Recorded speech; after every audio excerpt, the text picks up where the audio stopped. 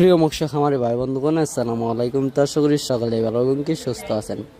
তো প্রতিনিয়তর মতো আপনাদের মাঝে আবারও একটি নতুন ভিডিও নিয়ে আসলাম। তো আপনারা ভিডিওর স্ক্রিনে লক্ষ্য করতে পারছেন, এগুলো হলো গিয়ে অরিজিনাল ব্লাড কাপ মাছের পোনা।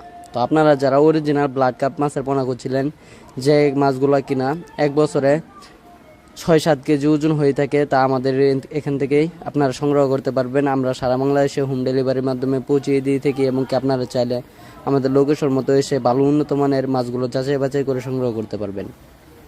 আমাদের কাছে রয়েছে যেমন দেশি শিং, দেশি মাগুর, ভিয়েতনামি শোল, ভিয়েতনামি কই, অরিজিনাল টাইগার জাতীয় মনোসেক্স তেলাপিয়া, থাই পাঙ্গাস, রুই, কাতল, মৃগেল, এবং কি রয়েছে দেশীয় জাতি তারাবাইম, এবং আরও রয়েছে আয়ের, বোয়াল, চিতল সহ নানান জাতীয় কার্প জাতীয় মাছের রেণুপনা।